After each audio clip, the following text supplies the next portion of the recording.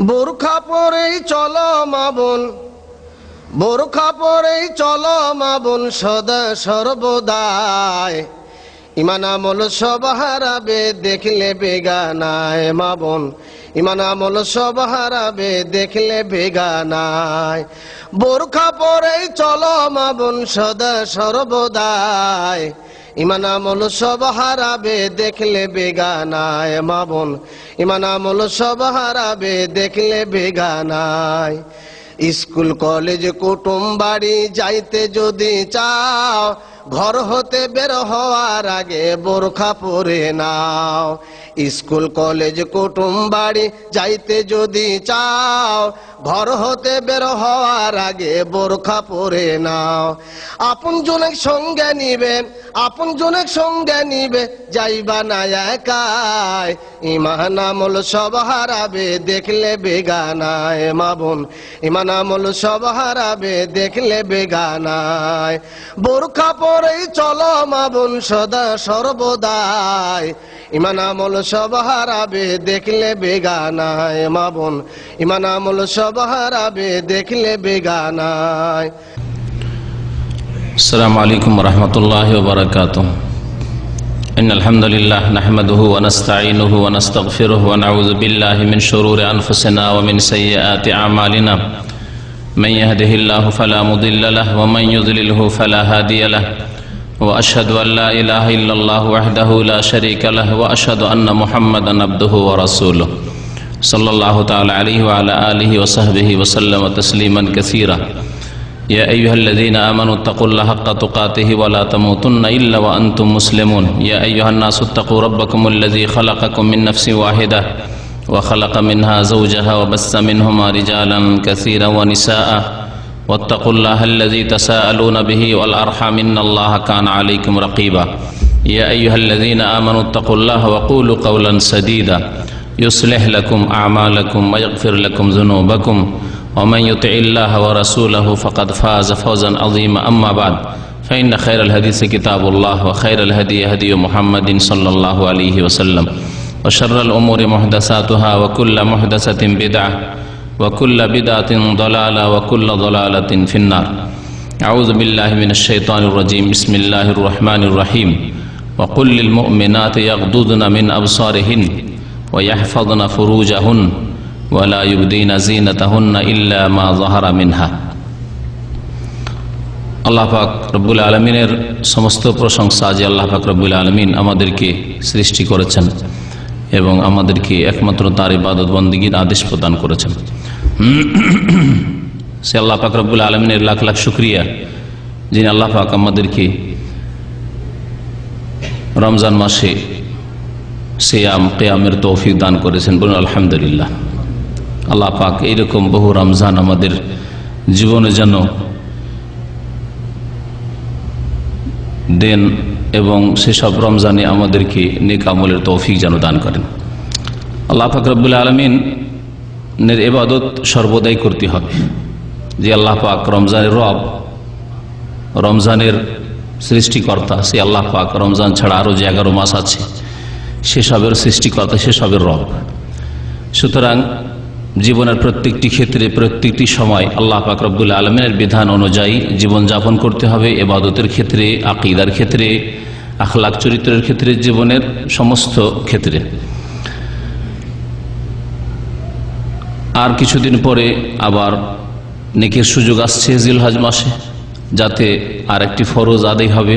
আল্লাহ পাক যেন যেসব ভাইরা সেই ফরজ আদায় করতে পারেনি তাদেরকে তৌফিক দান করেন দ্রুত সেই ফরজ আদায় করার। তা হচ্ছে বাইতুল্লাহর হজ। ইনশাআল্লাহ তাআলা সেই সময় বাইতুল্লাহর হজ সম্পর্কে আলোচনা করা হবে। এর মাঝে বেশ কয়েকটি বিষয় নিয়ে আল্লাহ পাক সুযোগ দিলে আমাদের আলোচনা হবে। তার মধ্যে একটি বিষয় যে সিলসিলা আমাদের রমজানের আগে চলছিল এবং বেশ কয়েকটি আলোচনা হয়েছে এর ওপর, তা হচ্ছে নারী সংক্রান্ত বা মহিলা সংক্রান্ত মাসলা মাসাইল। কারণ আল্লাহ পাক রব্বুল আলমিন নারীদেরকে আমলের ক্ষেত্রে, ইবাদত বন্দেগীর ক্ষেত্রে, দ্বীনের সমস্ত মাসলা মাসাইলের ক্ষেত্রে, নেকি হাসিল করার ক্ষেত্রে, গুনাহ থেকে বেঁচে থাকার ক্ষেত্রে সমান অধিকার দিয়েছেন দ্বীন ইসলামে। যেমনভাবে পুরুষদেরকে আল্লাহ পাক শরীয়ত পালনের আদেশ দান করেছেন, তেমনি নারীদেরকেও শরীয়ত পালনের আদেশ দান করেছেন। কোরআন সুন্নাহ মোতাবেক যেমন জীবনযাপন করতে হবে পুরুষদেরকে, তেমন জীবনযাপন করতে হবে নারীদেরকে। সুতরাং তাদের মাসলা মাসায়েলও তাদের জানা ফরজ, ওই রকমই যেমন পুরুষদের জন্য জানা ফরজ। বরং মহিলা সংক্রান্ত বেশ কিছু মাসলা মাসাইল রয়েছে যেগুলি অতিরিক্ত মাসলা মাসাইল পুরুষদের তুলনায়, সেসব মাসলা মাসাইল পুরুষদের সাথে সম্পর্কিত নয়। সুতরাং তাদেরকে ওই সব মাসলা মাসাইলও জানা বিশেষভাবে ফরজ।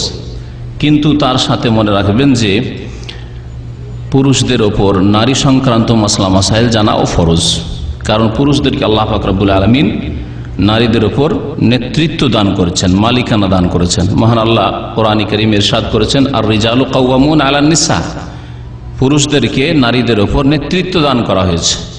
যখন নেতৃত্ব দান করা হয়েছে, তাহলে যাদের নেতৃত্ব পেয়েছেন তাদের সম্পর্কে আপনাকে সম্যক জ্ঞান রাখতে হবে, তাদের সমস্যার সমাধান আপনাকে দিতে হবে। আপনার স্ত্রী, আপনার মা বোন জিজ্ঞাসা করবে আপনাকে যে আমার এই মাসলার ক্ষেত্রে আমি কি করব, আর জিজ্ঞাসা না করলেও তাদেরকে শিক্ষা দেওয়ার দায়িত্ব ফরজ আপনার ওপর। সুতরাং আপনাকে একজন পুরুষ হিসাবে নারী সংক্রান্ত মাসলা মাসাইল সম্পর্কে জ্ঞান হাসিল করতে হবে।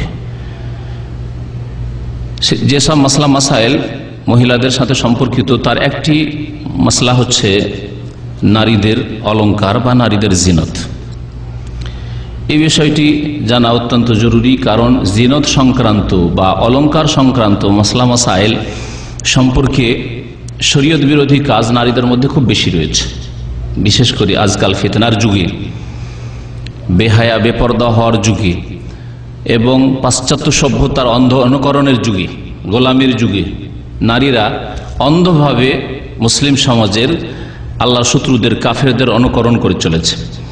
সুতরাং এই জিনত সম্পর্কে, অলংকার সম্পর্কে নারীদের মাসলা মাসাইল জানা যেমন নারীদের জন্য ফরজ, তেমনি পুরুষদের জন্য জানা ফরজ। এই জিনত সম্পর্কে কোরআন কারীমে আয়াত রয়েছে সূরা নূরে, মহিলাদের জিনত সম্পর্কে। আল্লাহ পাক সূরা নূর আয়াত নম্বর 31 ইরশাদ করেছেন, ওয়াকুল লিল মুমিনাতি ইয়াগদুদনা মিন আবসারিহিন্না ওয়া ইয়াহফাযনা ফুরুজাহুন্না ওয়া লা ইউবদিনা যিনাতাহুন্না ইল্লা মা যাহারা মিনহা। আল্লাহ পাক বলছেন যে ইয়াগদুদনা মিন আবসারিহিন্না, তারা যেন তাদের দৃষ্টি নত রাখে। ইয়াগদুদনা মিন আবসারিহিন্না, তারা তাদের দৃষ্টি নত রাখে। ওয়া ইয়াহফাযনা ফুরুজাহুন্না, দৃষ্টি নত রাখবে নারীরা, দৃষ্টি নত রাখবে পুরুষরা। তার আগের আয়াতে, আয়াত নম্বর 30-এ আল্লাহ পাক রব্বুল আলামিন পুরুষদেরকে বলছেন যে ওয়াকুল লিল মুমিনিনা ইয়াগুদ্দু মিন আবসারিহিম, মুমিন পুরুষদেরকে জানিয়ে দাও যে তারা যেন তাদের দৃষ্টি, তাদের নজরকে নিচে রাখে, এদিক ওদিক না তাকায়, যাতে করে নারীদের উপর নজর পড়ে, এমন কিছু দেখা যা হারাম সেদিকে নজর না পড়ে। সেজন্য ইয়াগুদ্দু মিন আবসারিহিম, পুরুষদেরকে আল্লাহ আদেশ করলেন। তারপরের আয়াতে আল্লাহ পাক নারীদেরকেও ওই একই আদেশ বলছেন যে ওয়াকুল লিল মুমিনাতি ইয়াগুদ্দুনা মিন আবসারিহিন্না, তারা যেন তাদের দৃষ্টিকে নত রাখে। দ্বিতীয় আদেশ হচ্ছে আল্লাহ পাক রব্বুল আলামিনের যে ওয়াহফাযনা ফুরুজাহুন্না, তারা লজ্জা স্থানের যেন হেফাজত করে। কোনো কিছুর হেফাজত করলে দূর থেকে হেফাজত করতে হয়। হ্যাঁ, আপনারা জমি জায়গার যারা ঘেরা দেয়, বেড়া দেয়, তাদের সম্পর্কে জানা আছে। দূর থেকে তাহলে একেবারে ফসলের সাথে লাগিয়ে দিলে ওর মধ্য দিয়ে বকরি, ছাগলে, গরুতে মুখ ঢুকাবে, ও ফসল খেয়ে ফেলবে। এই জন্য বেড়া দিতে হয়, যে ঘেরা দিতে হয় দূর থেকে। আল্লাহ পাক রব্বুল আলামিনের দ্বীনে তেমনই লজ্জাস্থানের হেফাজতের বিষয়টি ওই রকম। এমন না যেমন এক শ্রেণীর মহিলারা বলে থাকে যে না না না আমরা ওই পাপের নেই, মানে ব্যভিচারের পাপের নেই। ব্যভিচার মনে করে যেটা বড় ব্যভিচার, বাকি অবাধ মেলামেশা, সহশিক্ষা,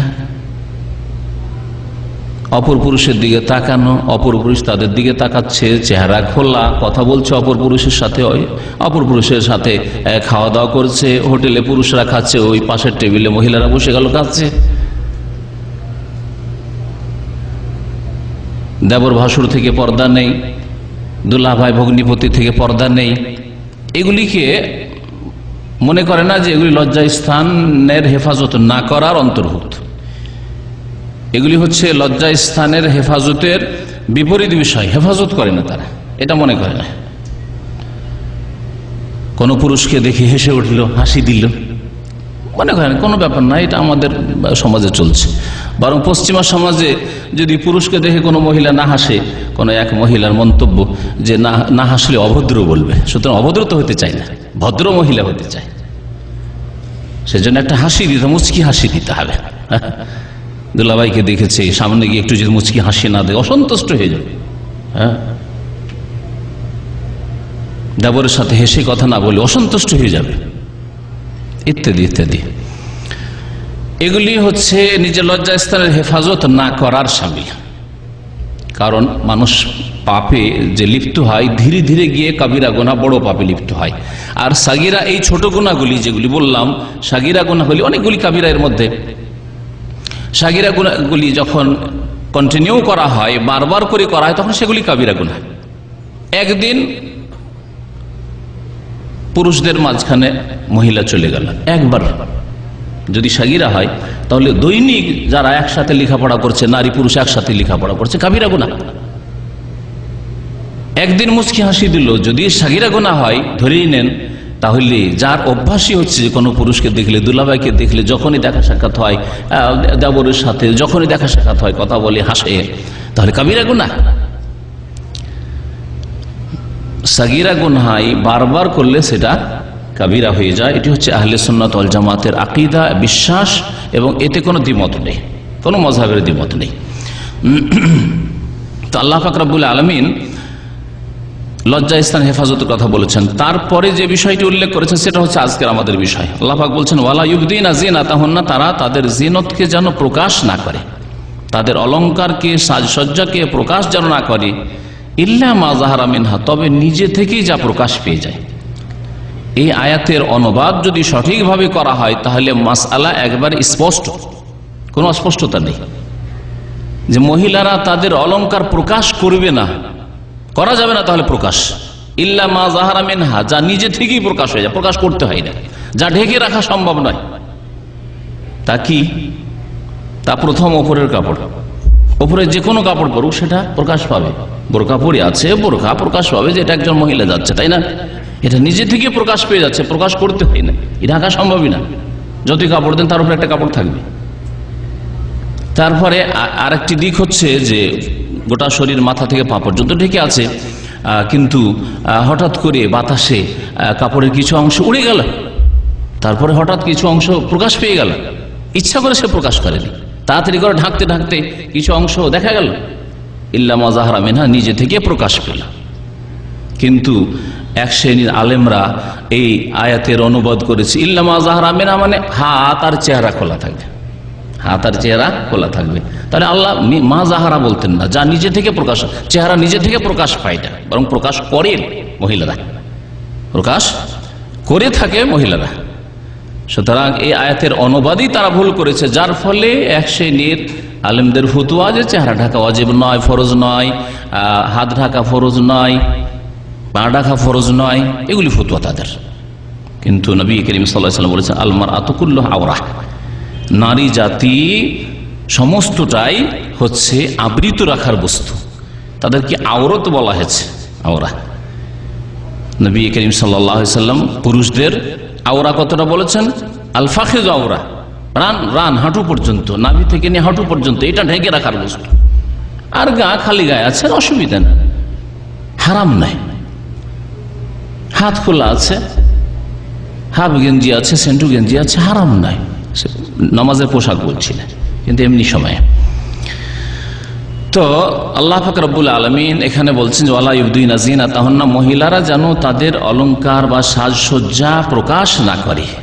তো আল্লাহ কোরআন কারীমে জিনাতের কথা উল্লেখ করেছেন। এই আয়াতটি বেশ লম্বা আয়াত আছে। তারপরে আল্লাহ পাক বলছেন একটু এগিয়ে গিয়ে ওয়ালা ইউবদিনা যিনাতাহুন্না, আবার বলছেন ইল্লা লিবুলাতিহিন্না, মহিলারা তাদের যেন তাদের অলংকার প্রকাশ করবে না, একমাত্র প্রকাশ করবে তাদের লিবুলাতিহিন্না, স্বামীদের জন্য। তাহলে স্বামীর জন্য অলংকার, স্বামীর জন্য সাজসজ্জা। আজকাল মহিলারা কি করে? ভালো শাড়িটা কোথায় পরে? স্বামীর সামনে কখনো পরে না। স্বামীর বাড়ির ভিতরে ভালো শাড়ি পরে না, ভালো জামা কাপড় পরে না, ওই মহিলা আবর্জনা লাগা যেটা নিয়ে রান্নাঘরে পাকশা করে সেটাই পরে স্বামীর কাছে থাকে, স্বামীর সামনে থাকে। আর ভালো কাপড়গুলি কোথায় পরে? কোথায় ভাইয়ের বাড়ি বিবাহ লেগেছে, কোথায় কারো বাড়ি বিবাহ শাদী আছে, কোনো অনুষ্ঠান আছে, কোনো পার্টি আছে, অথবা রাস্তায় বাজারে বের হইতে হবে তখন, ঠিক না? কি শরীয়ত বিরোধী কাজ। আল্লাহ বলছেন প্রথম স্বামীর কথা, তারপরে আল্লাহ বলছেন আবাইহিন্না, বাবার সামনে সাজতে পারে, শ্বশুরের সামনে সাজতে পারে যতটা সম্ভব। স্বামীর সামনে যতটা সাজা সেই রকম নয়, বা স্বামীর সামনে যতটা অলংকার প্রকাশ করা ততটা নয়, বাবার সামনে, শ্বশুরের সামনে, আপন ভাইয়ের সামনে ততটা নয়, যতটা সমাজে, ইসলামিক সমাজে জায়েজ রয়েছে ততটা। জিনতের ক্ষেত্রে আরেকটি কথা বলে দিই যে জিনত মহিলাদের দুই প্রকারের। এক হচ্ছে ফিতরি জিনত, প্রাকৃতিক জিনত, আর এক হচ্ছে মানুষের কৃত্রিম তৈরি করা জিনত। প্রাকৃতিক জিনত হচ্ছে নারীদের শরীর, মাথা থেকে পা পর্যন্ত নারীদের শরীর এবং সঙ্গ প্রত্যঙ্গ, নারীদের কেশ, হাত, পা, এগুলি সবগুলি অলংকার। আল্লাহ পাক এই অলংকার দান করেছে, তা ঢাকতে হবে না, হবে না? এটা সবচেয়ে বড় জিনত। আর এক জিনত হচ্ছে তৈরি করা জিনত, মানুষ যেভাবে সাজে, শাড়ি পরছে অথবা যেসব লেবাস পোশাক পরছে এগুলি জিনত, অলংকার পরছে, গয়না পরছে, সেগুলি জিনত, হাতে হোক, গলায় হোক, পায়ে হোক, এগুলি হচ্ছে জিনত। আল্লাহ পাক বলছেন যে ওয়ালা ইউবদিনা জিনাতান, কোন রকমের জিনত প্রকাশ করবে না। তাহলে সৃষ্টিগত যেগুলি প্রাকৃতিক জিনত, অর্থাৎ মহিলারা মাথা থেকে পা পর্যন্ত কোনো কিছু প্রকাশ করবে না, আর যেগুলি নিজেরা অলংকার জিনত ব্যবহার করে সেজে থাকে সেসব জিনত প্রকাশ করবে না। তাহলে এই যে চুড়ি পরে রাস্তায় হাঁটা, চুড়ি দেখা যাচ্ছে, বোরকা পরে থাকলেও চুড়ি দেখা যাচ্ছে, রাস্তায় হাঁটছে, তখন জায়েজ? হ্যাঁ, পায়ে কি পরে ওগুলোকে কি বলে? হ্যাঁ হ্যাঁ, কি মল বলে, যেগুলো এ থাকে মানে শক্ত, আর যে বলছে নূপুর, যাই হোক, পায়ে যেগুলি পরে সেগুলি জাহির হয় না, হয় না? প্রকাশ করে না, করে না? এমনিতে হয়ে যায় না, তারা করে, ঢেকে রাখা যাবে। আর না হয় যদি ঢাকা সম্ভব না হয় তাহলে পড়তে হবে না। ওয়ালা ইউবদিনা জিনাতাহুন্না, এই অলংকার প্রকাশ করবে ইল্লা লিবুলাতিহিন, আল্লাহ পাক শুধু মাহরাম যারা, যাদের সাথে স্থায়ীভাবে বিবাহ হারাম, তাদের সামনে প্রকাশ করাকে জায়েজ করেছেন, যেগুলি দিয়ে সাজে, কাপড় চোপড়, অলংকার, শরীরের জিনত। তারপরে আল্লাহ পাক রব্বুল আলামিন এই আয়াতের শেষে 31 নম্বর সূরা নূরের আয়াত, এই আয়াতের শেষে আল্লাহ পাক বলছেন যে ওয়ালা ইয়াদরিবনা বিআরজুলিহিন্না লিয়ুলামা মা ইউখফিনা মিন জিনাতিন। আবার জিনতের কথা, অলংকারের কথা আল্লাহ পাক উল্লেখ করেছেন। মহিলারা, নারীরা যেন ওয়ালা ইউবদিনা জিনাতাহুন্না, তাদের জিনতকে প্রকাশ না করে, ওয়ালা ইয়াদরিবনা বিআরজুলিহিন্না, তারা যেন তাদের যখন হাঁটবে তখন জোরে পা না রাখে, পা যেন মাটিতে না মারে, মানে জোরে যেন পা না রাখে।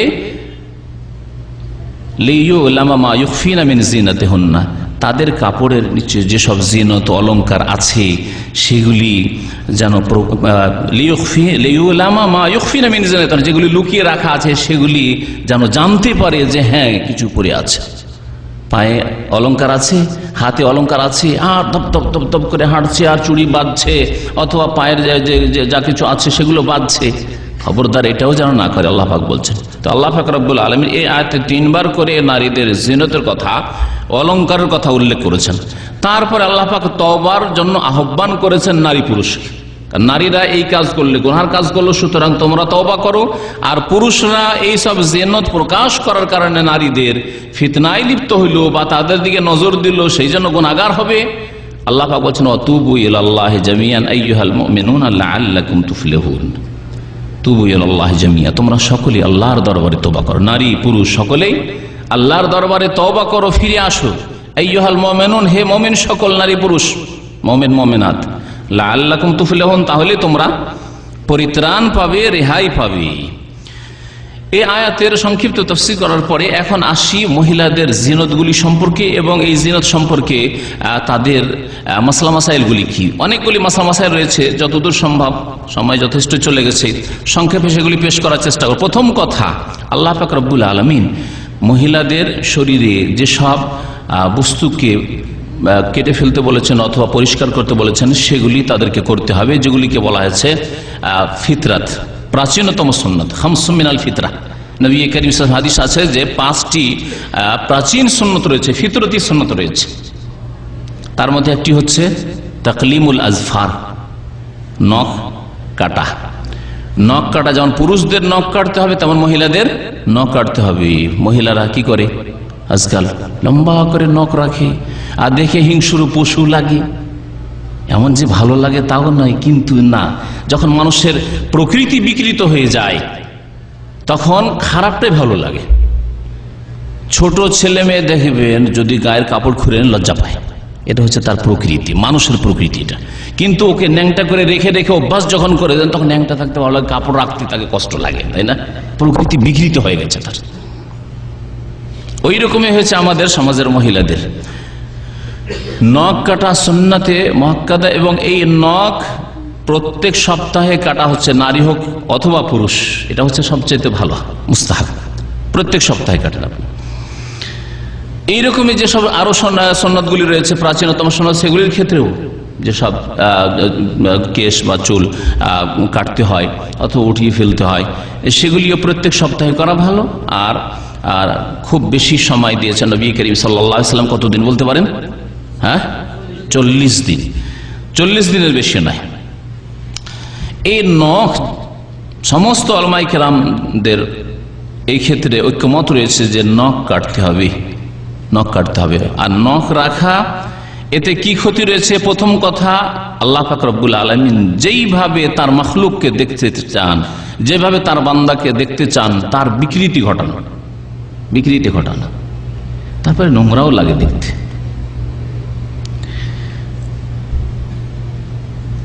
তারপরে এতে আরেকটি ক্ষতি রয়েছে, সেটা হচ্ছে যে হিংস্র পশুর সাদৃশ্যতা। কুকুর, শৃগাল যে হিংস্র পশু রয়েছে, বিড়াল, এসবের সাদৃশ্যতা। এতে আর একটি ক্ষতি যা রয়েছে তা হচ্ছে যে নখ যখন বড় হয়, নখের নিচে অনেক ময়লা আবর্জনা জমে থাকে, যেটা ইমানের জন্য, আমলের জন্য ক্ষতিকর, দিনের জন্য ক্ষতিকর এবং স্বাস্থ্যের জন্য ক্ষতিকর। 4 নম্বর এতে ক্ষতি রয়েছে নখ বড় করে রাখলে, তা হচ্ছে যে পানি পৌঁছিতে পারবে না। যেখানে আপনার শরীরের চামড়ায় পানি পৌঁছবে, সে পানি পৌঁছিতে পারবে না। উজু করবে আর নখ বড় করা আছে আর নখের মধ্যে ময়লা ঢুকে আছে, তো যেখানে চামড়া পর্যন্ত পানি পৌঁছিতে পারছেন না। যদি পানি না পৌঁছে তাহলে উজু হবে না, আর যদি উজু না হয় তাহলে নামাজ হবে না। এমনকি ফরজ গোসল করবে, তখন পানি পৌঁছিল না এমন জায়গায় যেখানে পানি পৌঁছানো ফরজ, তাহলে ফরজ গোসলই তার ঠিক হইল না, নাপাক অবস্থায় থাকলো, কোনো ইবাদত বন্দেগী কবুল হবে না, না নামাজ কবুল হবে আর না হজ কবুল হবে, কারণ তওয়াফ করার জন্য পবিত্রতা শর্ত আছে, নাপাক অবস্থায় থাকবে। 5 নম্বরের ক্ষতি হচ্ছে নখ বড় করে রাখা। এটি হচ্ছে কাফের মহিলাদের সাদৃশ্যতা, যেমন হিংস্র পশুর সাদৃশ্যতা তেমন কাফের মহিলাদের সাদৃশ্যতা। এবং এটা করে থাকে আমাদের সমাজের মহিলারা ইসলামের বিধান, সুন্নাত, হাদিস থেকে অজ্ঞতার কারণে অথবা বেপরোয়া হওয়ার কারণে। শরীয়তের পরোয়া করেন না হয়, আর না হলে শরীয়তের বিধিবিধান জানে না। আল্লাহ পাক যেন জানার এবং শরীয়ত মোতাবেক আমল করার মুসলিম সমাজের মহিলাদেরকে তৌফিক দান করেন, এবং তাদের যারা অভিভাবক তাদেরকে আল্লাহ পাক রব্বুল আলামিন এইভাবে তাদের মহিলাদেরকে চালাবার তৌফিক দান করেন। মহিলাদের জন্য যেসব সুন্নাত রয়েছে তার মধ্যে একটি হচ্ছে যে আমাদের পুরুষদের যেমন বগলের নিচে চুল রয়েছে সেগুলি পরিষ্কার করতে হবে, তখন মহিলাদের পরিষ্কার করতে হবে। ঠিক তেমন নাভির নিচে যেমন যেসব রয়েছে কেশ রয়েছে সেগুলো যেমন মহিলাদের পুরুষদের পরিষ্কার করতে হবে, তেমন মহিলাদের পরিষ্কার করতে হবে। নবী করিম সাল্লাল্লাহু আলাইহি ওয়াসাল্লামের যে হাদিস রয়েছে এগুলি নারী পুরুষ সকলের জন্য সুন্নাত। আরেকটি বিষয় নারীদের সম্পর্কে, তা হচ্ছে মাথার চুল সম্পর্কে এবং এই ভুরু সম্পর্কে মাসলা মাসাইল। মাথার চুল এবং ভুরু সম্পর্কে মহিলাদের মাথার চুলের আসল হচ্ছে যে তারা মাথার চুল বড় করবে, পুরুষদের আসল হচ্ছে যে পুরুষরা চুল ছোট করে রাখবে। মহিলাদের সাদৃশ্যতা অবলম্বন করবে না চুল বড় করে, যে বুঝাই যায় না পিছন দিক থেকে যদি লেবাস পোশাক না পৃথক হয় তাহলে বুঝাই যাবে না, এমন চুল বড় রাখে আজকাল এক শ্রেণীর পুরুষরা, যে পিছন দিক থেকে আমার মানে এই কিছুদিন আগে রাস্তায়, এই রাস্তা দিয়ে গাড়ি চালিয়ে আসছি যে এক পুরুষ এই দিকে লম্বা চুল আছে, তো পিছন দিক থেকে তো প্রথমে মহিলাই মনে করি, চোখে দিকে সামনের দিকে সেদিকে নাই তো পুরুষ। প্রথম ভেবেছি যে ফিলিপাইনি মহিলা হইতে পারে যারা চুল টুল খুলে থাকে, দেখা যাচ্ছে না মুসলিম পুরুষ আর আরবি পুরুষ একেবারে মহিলার মতো। হারাম করেছেন আল্লাহ পাক রব্বুল আলামিন, এবং লানত রয়েছে আল্লাহ পাকের এবং তার রাসূল সাল্লাল্লাহু আলাইহি সাল্লামের ওইসব লোকদের ওপর, ওইসব পুরুষ এবং ওইসব নারীদের ওপর যারা একে অপর জাতির সাদৃশ্যতা অবলম্বন করে। নারীরা যদি পুরুষের সাদৃশ্যতা অবলম্বন করে আল্লাহ পাকের লানত রয়েছে, অভিশাপ রয়েছে। পুরুষরা যদি নারীদের মহিলাদের সাদৃশ্যতা অবলম্বন করে তো আল্লাহ পাক রব্বুল আলামিনের লানত, অভিশাপ রয়েছে, রহমত থেকে বঞ্চিত করে আল্লাহ পাক ঘোষণা করেছেন। চুল যেহেতু বড় করতে হবে মাথার মহিলাদের, সেই জন্য নবী করিম সাল্লাল্লাহু আলাইহি ওয়াসাল্লাম নিষেধ করেছেন মহিলাদেরকে তারা যেন মাথার চুল মুন্ডন না করে। এজন্য মাথার চুল মহিলাদের ব্যাধি থেকে মুক্ত হওয়া ছাড়া, বিশেষ শরীয়তি ওজর যেখানে আল্লাহ পাক ওজর কবুল করেছেন ছাড়া, যেখানে বাধ্য একবারে মুন্ডন করতে, এইরকম ছাড়া মহিলাদের মাথা মুন্ডন করা জায়েজ নয়। নাহা রাসূলুল্লাহ সাল্লাল্লাহু আলাইহি ওয়াসাল্লাম আন তাহলিকাল মারআতু রাসাহা।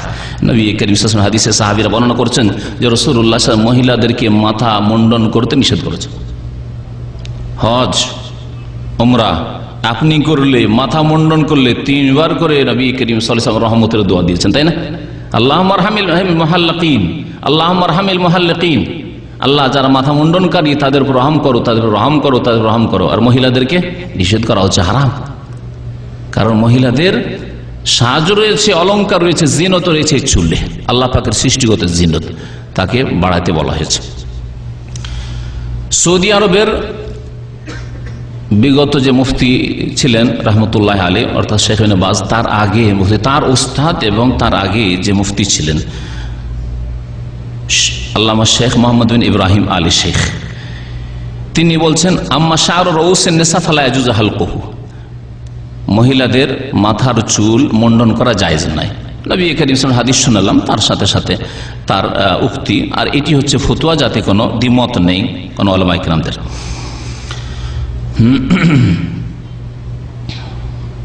আল্লামা মোল্লা আলী কারি রহমতুল্লাহ আলাইহি হানাফি মাযহাবের মুহাদ্দিস ছিলেন। তিনি মিশকাত যে হাদিস রয়েছে, প্রসিদ্ধ কিতাব মিশকাত, তার সারা মিরকাত লিখেছেন, তার ভাষ্য লিখেছেন মিরকাত। তাতে বলছেন যে নবী করিম সাল্লাল্লাহু আলাইহি ওয়াসাল্লামের হাদিস যে আন তাহলিকাল মারআতু রাসা, মহিলাদের জন্য মাথা মুন্ডন করা হারাম, এর ব্যাখ্যায় তিনি লিখছেন লিআন্না যাওয়াইব লিন নিসা কাল্লুহা লিররিজাল ফিল হায়াত ওয়াল জামাল। এই জন্য নিষেধ করেছেন তিনি হিকমত সম্পর্কে, রহস্য কেন আল্লাহ পাক রব্বুল আলামিন নিষেধ করেছেন বা রাসূলুল্লাহ সাল্লাল্লাহু আলাইহি ওয়াসাল্লাম নিষেধ করেছেন মহিলাদের চুল, মাথার চুল মুন্ডন করতে নিষেধ কেন করেছেন? বলছেন এই জন্য যে পুরুষদের যেমন দাড়ি অলংকার সাজ, তেমন মহিলাদের চুল হচ্ছে সাজ অলংকার। সুতরাং যেমন দাড়ি রাখা ওয়াজিব পুরুষদের জন্য, তেমনি মহিলাদের জন্য চুল লম্বা করা ওয়াজিব।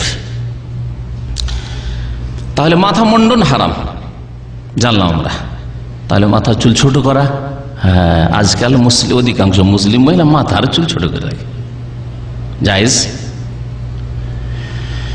বলছেন আম্মা কাসসু শা'রি রাসিহা, মাথার চুল ছোট করে রাখা, কেটে রাখা, ইউরোপিয়ান সাজা, পাশ্চাত্য সভ্যতা গ্রহণ করা।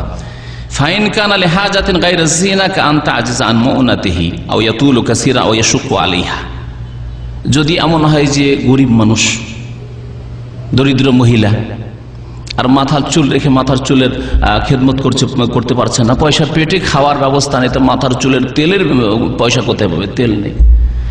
এইরকম প্রয়োজনের জন্য হয়, সাজার জন্য নয়, যে আমি চুল ছোট করে রাখবো তাহলে দেখতে ভালো লাগবে, এই জন্য না। পয়সা নেই, পয়সার অভাবে যদি কেটে রাখে, ফালা বাসা বিকাসসিহি বিকাদরিল হাজা। তো বলছেন আল্লামা শেখ সালেহুল ফৌজান যে তাহলে অভাবের জন্য আমি খরচ চালাতে পারছি না আমার চুলের, এতে আমি তেল দিতে পারছি না, এতে আমার উকুন হয়ে যায়, সেই তা আমি সাফ করতে পারছি না, ইত্যাদি প্রয়োজনে যদি হয় তাহলে কোনো অসুবিধা নেই। কামা কানা বাযু আজওয়াজিন নবী সাল্লাল্লাহু আলাইহি ওয়াসাল্লাম ইয়াফআলনাহু বা'দা ওয়াফাতিহি, যেমন নবী করিম সাল্লাল্লাহু আলাইহি ওয়াসাল্লামের বিবিগণ নবী সাল্লাল্লাহু আলাইহি ওয়াসাল্লামের তিরোধানের পরে, তার ইন্তেকালের পরে চুল কেটে রাখতেন। এই বিষয়টিকে ভালো করে বুঝতে হবে। নবী করিম সাল্লাল্লাহু আলাইহি ওয়াসাল্লামের ইন্তেকালের পরে নবী সাল্লাল্লাহু বিবিগণ চুল কাটতেন, নবী সাল্লাল্লাহু জীবদ্দশায় তারা চুল কাটেননি। নবী করিম সাল্লাল্লাহু আলাইহি ওয়াসাল্লামের বিবিদের এই জীবনী বা এই আমলকে অনেকে দলিল বানিয়ে আজকাল পাশ্চাত্য সভ্যতার কাফেরদের অনুকরণ করে। অন্তরে আছে যে কাফেরদের ইউরোপিয়ান সাজবো তাহলে দেখতে ভালো লাগবে, আর দলিল যদি জেনে নিয়ে কোথা থেকে যে নবী সাল্লাল্লাহু আলাইহি ওয়াসাল্লাম বিবিগণও তো কাটতেন। বিশেষ করে আরব মহিলারা তো আবার আরবি ভাষাতে হাদিসও বুঝে নিতে পারে। জেনে এলো যে নবী সাল্লাল্লাহু আলাইহি ওয়াসাল্লামের জীবনী সিরাতুন নবী পড়তে গিয়ে দেখলো যে নবী সাল্লাল্লাহু আলাইহি ওয়াসাল্লাম ইন্তেকালের পরে তার বিবিগণ চুল কাটতেন, আমরাও চুল কাটছি। হ্যাঁ, কিন্তু দুটোতে কত পার্থক্য। ইন্নামাল আমালু বিন্নিয়াত, মানুষের কর্ম নির্ভর করে কিসের ওপর? নিয়তের ওপর। আপনার স্ত্রী চুল কেটে রাখছে এখান থেকে, আর আপনার বোন চুল কেটে রাখছে কি জন্য? যে ইউরোপিয়ান আমেরিকানরা রাখে সেই জন্য। হারাম, কাফেরদের গোলামি করা হারাম। কারণ বাহ্যিক গোলামি অন্তরের গোলামিকে ডেকে নিয়ে আসে, বাহ্যিক গোলামি অন্তরের গোলামিকে ডেকে নিয়ে আসে। এটি অত্যন্ত মূল্যবান কথা এবং অত্যন্ত জ্ঞানীদের কথা। দেখবেন আপনি বিমানবন্দরে বসে আছেন অথবা রেল স্টেশনে বসে আছেন, আপনি যদি দাড়িওয়ালা হন খুঁজবেন যে কোথায় দাড়িওয়ালা আছে, ওর পাশে বসবেন, ঠিক না? আর আপনি যদি সিগারেট পান করা লোক হন, বিড়ি খাওয়া লোক হন, আর যদি আপনি দাড়ি নিয়ে আপনার প্যান্ট শার্ট পরে আছেন, তাহলে কি করবেন? আপনি ওই রকম লোক খুঁজবেন, দাড়িওয়ালার কাছে বসবেন না। বসবেন? সিগারেট খাওয়া লোক আর দাড়িওয়ালার কাছে বসবেন? কখনো বসবেন না। আপনি দূরে বসবেন। হিন্দু হইলো, ইহুদি হইলো, খ্রিস্টান হলো, ওখানে গিয়ে বসবেন। আর বুঝতে পারছেন যে মুসলিম আর আমিও মুসলিম, যদি আমার দাঁড়িয়ে নাই, মুসলিমের পাশে বসবেন না, দাড়িওয়ালার পাশে হয়তো। বাস্তব। তাহলে বাহ্যিক যে সাদৃশ্যতা, সেটা অন্তরের সাদৃশ্যতার দিকে আহ্বান করে, সেই জন্য ওই দিকে টান দিচ্ছেন আপনি। যদি আপনার দিনী ভাই দাড়িওয়ালা মানুষ বসে আছে, ওর পাশে না গিয়ে আপনি বসছেন যে বিড়ি খাওয়া ইহুদি খ্রিস্টান, তার পাশে গিয়ে বসছেন আপনি।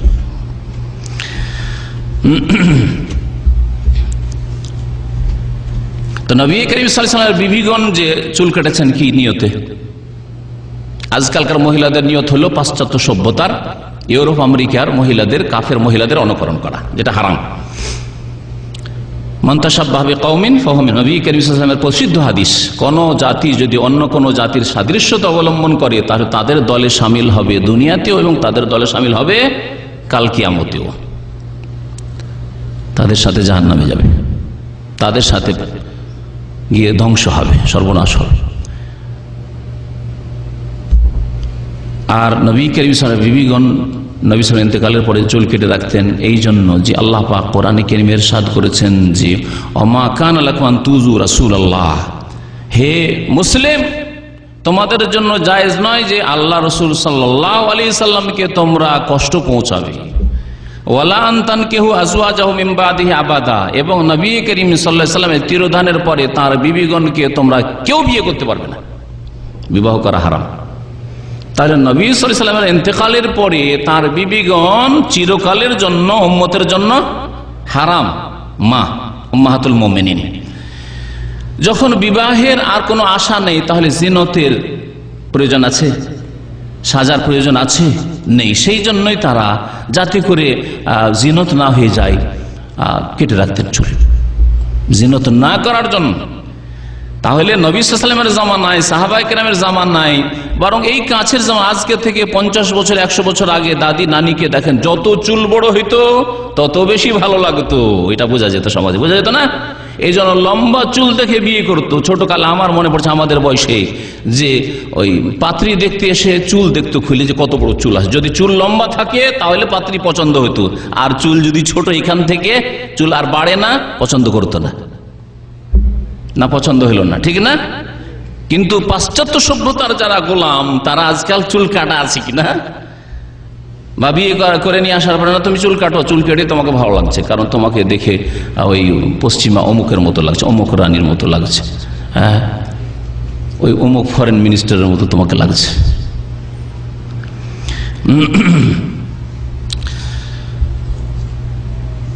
তো নিয়তের পার্থক্য কত চিন্তা করেন। নবী কারীম সাল্লাল্লাহু আলাইহি ওয়াসাল্লাম বিবিগণ এই জন্য চুল কেটে রেখেছেন যে আর আমরা জিন্দেগিতে বিবাহ করতে পারবো না, আর সাজবো কার জন্য? যার জন্য সেজেছিলাম তিনি দুনিয়া থেকে বিদায় নিয়েছেন, এবং আমাদের সাজা আর কারোর জন্য জায়েজ নয়, সেই জন্য আমরা আর সাজবো না, সেই জন্য চুল কেটে রাখতেন তারা। তাই বলছেন যে ওয়া আম্মা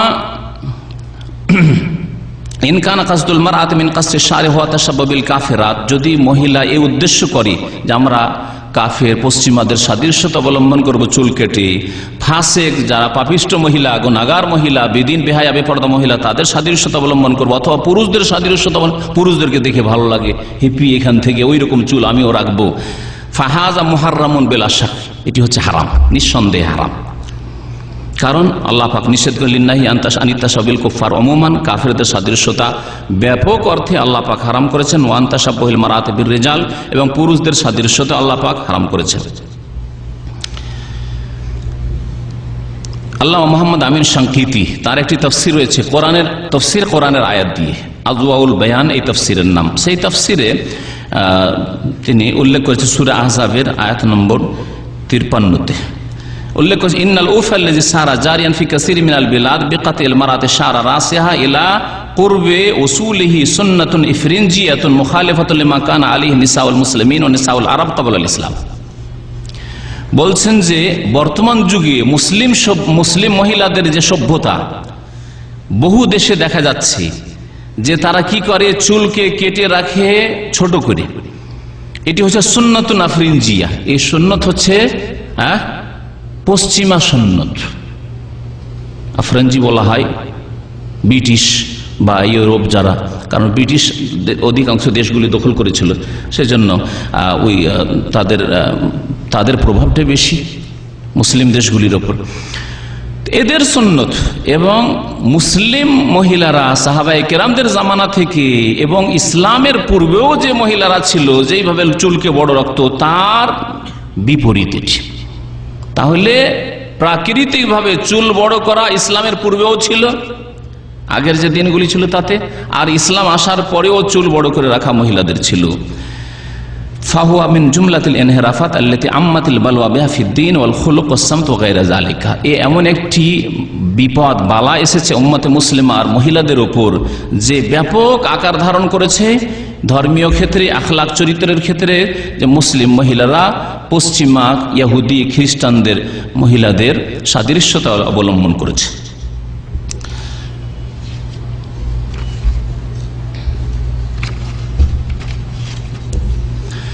মহিলারা চুল রাখার ক্ষেত্রে, চুল যে লম্বা করে রাখবে, এই চুল রাখার ক্ষেত্রেও বেশ কিছু হারাম কাজ করে থাকে। তার মধ্যে একটি হচ্ছে চুলগুলিকে গুছিয়ে এখানে মাথার উপরে খোপা বেঁধে রাখা। খোপা বলে না এটাকে, খোপা বেঁধে রাখা। এই খোপা বেঁধে রাখা জায়েজ নাই, হারাম। মাথার উপরে খোপা বেঁধে রাখা জায়েজ নাই। এমনকি পিছন দিকে খুব উঁচা করে খোপা বেঁধে রাখা, বেশ উঁচা করে, যাতে করে কাপড়ের ওপরে জেগে উঠে, বোঝা যাচ্ছে বেশ চুল একবার অনেকটা হয়ে আছে, আর সেটাতে একটা আকর্ষণ সৃষ্টি করছে। বোরকা থাকলেও অথবা শাড়ি থাকলেও এটাও জায়েজ নয়, উলামায়ে কেরামরা বলেছেন। এই বিষয়টি শোনায় ইমাম ইবনে তাইমিয়া রাহমাতুল্লাহ, আজকে থেকে 700-800 বছর আগের ফতোয়া শোনাই। তিনি তার যে ফতোয়া 37 খণ্ডের ফতোয়া রয়েছে মাজমুউল ফতোয়া, তার 22তম খণ্ডের 145 পৃষ্ঠা বলছেন, কামা ইয়াকসুদু বাযুল বাগায় আন তাযফারা শা'রাহা যাফিরান ওয়াহিদান মাসদুলান বাইনাল কাতিফাইন। এক শ্রেণীর পাপী মহিলারা সেই জামানায় করত, যেটা আরব মুসলিমরা করত না। সেটা হচ্ছে যে বেনি বেঁধে, খোপা বেঁধে পিছন দিকে ঝুলিয়ে রাখতো, আর লম্বা করে ঝুলিয়ে রাখতো, যেটা আকর্ষণ সৃষ্টি করত। এটা পাপী মহিলাদের কাজ, এটা নেক সতী মহিলা, আল্লাহওয়ালী মহিলাদের কাজ নয়। আল্লাহ মোহাম্মদ ইব্রাহিম আলী শেখ রহমতুল্লাহ আলী, যে সৌদি আরবের বিগত মুফতির আগের মুফতি এবং খুব বড় আলেম ছিলেন তিনি, অত্যন্ত প্রভাব ছিল তার এই দেশের উপর। তো তিনি বলছেন, ওয়াম্মা মা ইয়াফআলুহু বাযু নিসাইল মুসলিমিন ফি হাযা জামান মিন ফারকির রাস মিন জানিবিন ওয়া জামউহু মিন নাহিয়াতিল কাফা আও জাআলু ফাওকা রাস। এই যে মাথার উপরে খোপা বেঁধে রাখে অথবা পিছন দিকে করে রাখে, আর খুব বেশি করে যাতে প্রকাশ পায়, কামা তাফআলু নিসাউল ইফরিনজ, যেমন ইউরোপের ইহুদি খ্রিস্টান মহিলারা করে, ফাহাযা লা ইয়াজুজ, এটা জায়েজ নয়। লেমা ফিহে মিনা তাশাব্বুহ বিনিসাইল কুফার, প্রথম কথা কাফের মহিলাদের সাদৃশ্যতা, এবং দ্বিতীয় নম্বর কথা তাতে পুরুষদের আকৃষ্ট করা, অপর পুরুষরা আকৃষ্ট হয়। মাথার ওপর চুল উঁচু হয়ে আছে আর দেখতে কত সুন্দর লাগছে, একবার এইদিকে ঝুলছে একবার ওইদিকে ঝুলছে, পিছন দিকে বেশি আছে, একবার এইদিকে ঝুলছে একবার ওইদিকে ঝুলছে। যেমন উঁচা স্যান্ডেলে আজকাল যখন হাঁটে মহিলারা, তখন পাছা একবার এইদিকে ঝুলছে একবার ওইদিকে ঝুলছে, আর ফিতনা সৃষ্টি করছে। এটাও ওই রকমই, এই মাথার চুলের মতো। হাদিস শোনা এই ক্ষেত্রে সহিহ মুসলিমের নবী করিম সাল্লাল্লাহু আলাইহি সাল্লামের আবু হুরায়রা রাদিয়াল্লাহু তাআলা বর্ণনা করছেন যে কালা রাসূলুল্লাহ সাল্লাল্লাহু আলাইহি সাল্লাম সিনফান মিন আহলিন নার লাম আরাহুমা, দুই প্রকারের জাহান্নামী আছে যাদেরকে আমি এখনো দেখিনি। মানে আমার জামানে ওই সব জাহান্নামী জন্মায়নি। এরা জাহান্নামে যাবে, কিন্তু এখনো ওই সব জাহান্নামীরা জন্মায়নি। নবী সাল্লাল্লাহু আলাইহি ওয়াসাল্লাম অনেক জাহান্নামী দেখেছেন, কাফের জাহান্নামী দেখেছেন, আর অন্য পাপের জাহান্নামী দেখেছেন, খুনি জাহান্নামী দেখেছেন, কিন্তু এই দুই শ্রেণীর জাহান্নামী এখনো আমি দেখিনি। এক শ্রেণীর জাহান্নামী হচ্ছে কওমুন মাহুম সিয়াতুন কাযনাবিল বাকারি ইয়াযরিবুনা বিহান নাস। এক শ্রেণীর লোক হবে যারা নেতৃত্ব পাবে, ক্ষমতা পাবে, আর ক্ষমতার বলে তারা কি করবে, মানুষকে পিটাবে, জুলম অত্যাচার করবে, কষাঘাত করবে, কাযনাবিল বাকার, এবং তাদের হাতে এই কোড়া তাদের থাকবে। এটা এমন তার আকৃতি হবে কাযনাবিল বাকার, গরুর লেজের মতো, গরুর লেজের মতো চাবুক দিয়ে পিটাবে মানুষকে, অর্থাৎ জালেমানা নেতৃত্ব দেবে, স্বেচ্ছাচারিতা করবে, যা ইচ্ছা তাই করবে, লুটপাট করবে জাতির সম্পদ। ইয়াযরিবুনা বিহান নাস, লোকজনেরকে মারধর করবে। তাহলে জালেম শাসকদের সম্পর্কে ভবিষ্যৎবাণী করেছেন যে জালেম শাসকরা হবে যাদেরকে আমি দেখিনি। নবী সাল্লাল্লাহু আলাইহি ওয়াসাল্লামের জালেম শাসক ছিল না, তাদের ভবিষ্যৎবাণী করেছেন এরা জাহান্নামী হবে।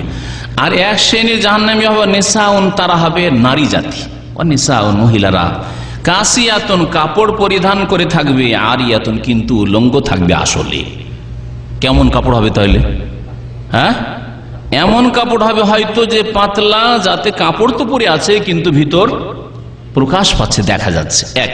দুই নম্বর কথা, কাপড় হয়তো পাতলা নয়, মোটা কাপড়, মোটামুটি ঢাকার মতো, কিন্তু কাপড় পরে আছে শরীরের কিছু অংশ, যেমন শাড়ি পরে আছে, ব্লাউজ পরে আছে, ব্লাউজ তো পরে আছে কিন্তু পিঠ আর পেট খোলা আছে, এতটুকু ব্যাস।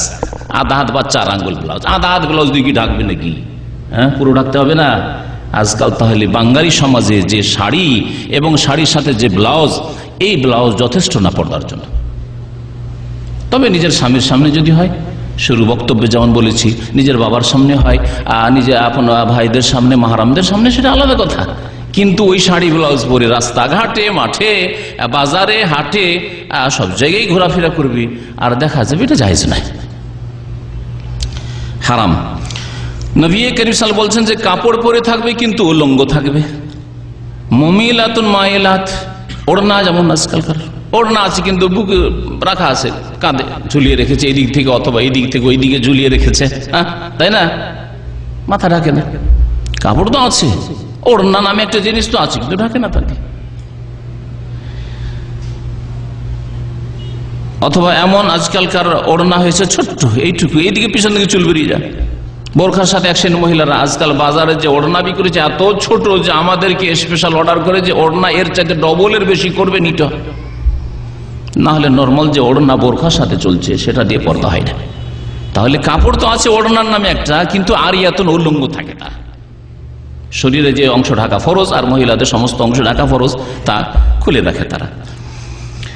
এই জন্য জাহান্নামে। আর কি করে? মাইলাতুন, নিজেরা আকৃষ্ট হয় পুরুষদের দিকে, মুমিলাত, আর পুরুষদেরকেও আকৃষ্ট করে, নিজেরা আকৃষ্ট হয় পুরুষদের দেখে, আর পুরুষদের আকৃষ্ট করে, এই উচ্চ হিলের জুতো স্যান্ডেল পরে আকৃষ্ট করে।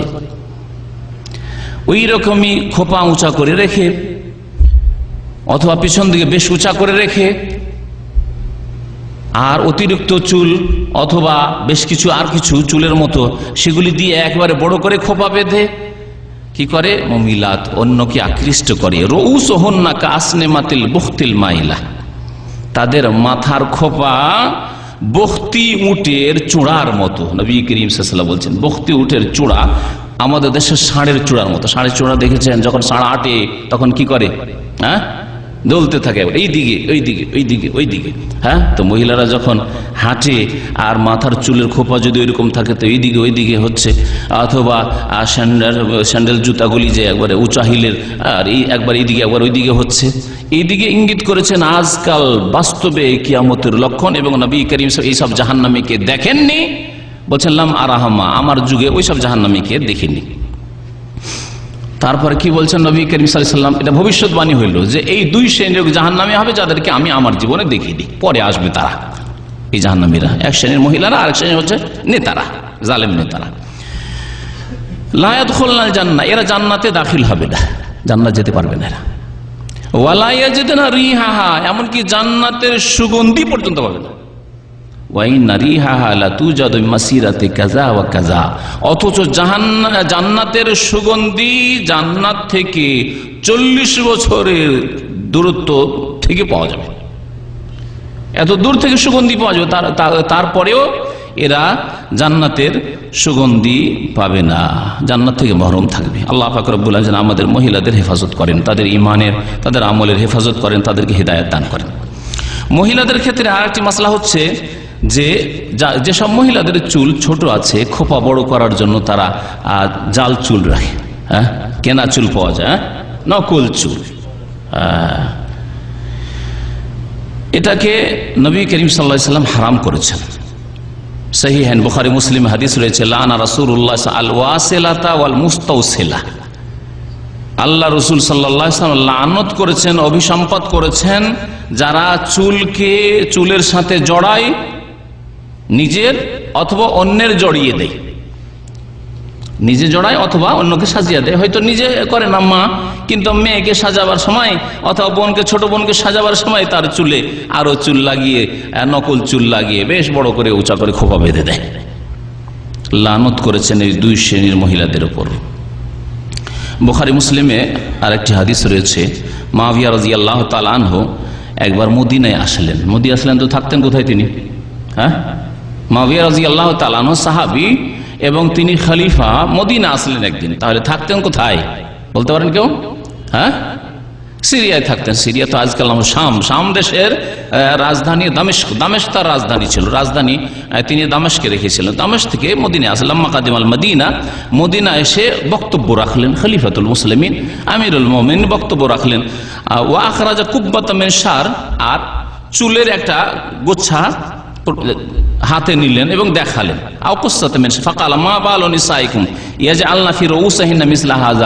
তোমাদের মহিলাদেরকে দেখছি। তাহলে সেই জামানায় সাহাবায়ে কেরামদের শেষ জামানায়, খোলাফায়ে রাশিদিনের জামানা শেষ হয়েছে, 40 হিজরির পরেই মুআবিয়া রাদিয়াল্লাহু তাআলা জামানা শুরু হয়েছে এবং দীর্ঘ 20 বছর তিনি খলিফা থেকেছেন।